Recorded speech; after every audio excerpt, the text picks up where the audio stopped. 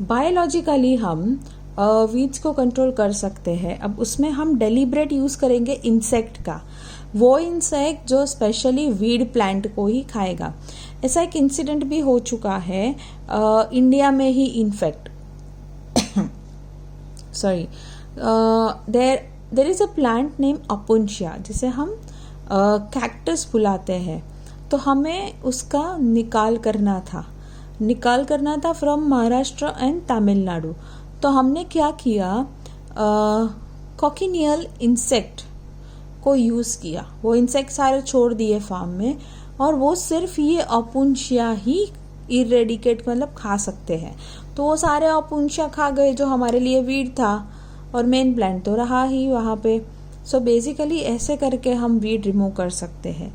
अगर पानी में वीड को रिमूव करना है तो फिश ग्रास कार्प है. This is the name of a fish which eats the aquatic weed. तो हम इसका भी इस्तेमाल कर सकते हैं. So this are the 4 biological method: mechanical method, cultural method, chemical method, biological method.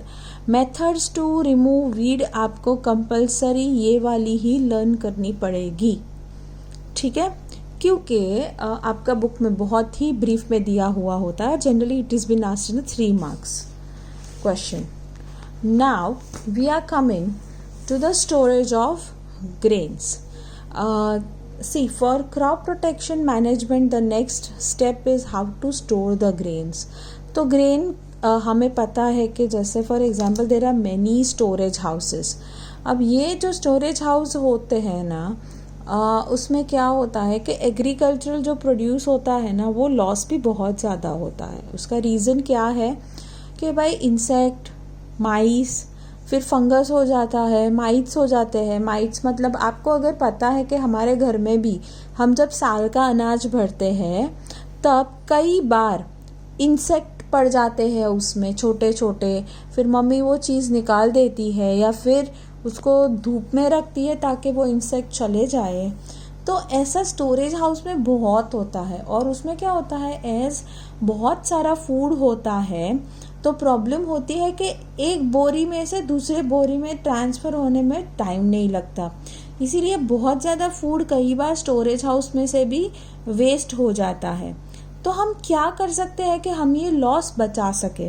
So basically हमें क्या करना है कि हमें ये ध्यान रखना है कि हम जहाँ पे भी इसको स्टोर कर रहे हैं ग्रेन्स को, वो पूरी सरफेस सूखी हुई हो, एक प्रॉपर टेम्परेचर मेंटेन हो रहा है. अगर ये दोनों होता है तो ट्रस्ट मी कोई भी इंसेक्ट या माइस कुछ नहीं घूमेगा. दूसरा है कि कई बार ना ये माइस वगैरह खा लेते हैं अगर ग्रेन्स, तो हमारी जो ग्रेन की क्वालिटी होती है ना वो भी बहुत पुअर हो जाती है, कलर बदल जाता है. तो इसका हमें प्रॉपर से ट्रीटमेंट करना है. मतलब कि आपका जो स्टोर हाउस है या वेयर हाउस है उसको आपको इंसेक्टिसाइड से ट्रीट करना पड़ेगा पहले तो.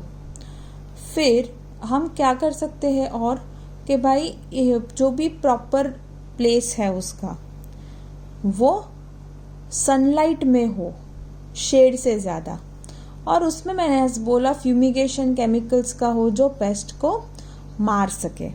So these measures will help.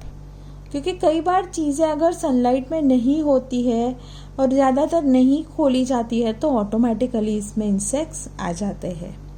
So this is how today we learned about crop protection management, storage of grains and how cropping patterns can be done. So you need to learn about these questions, and next time when we meet we will be going through animal husbandry, then we will learn about poultry farming and let's say fish production and so on.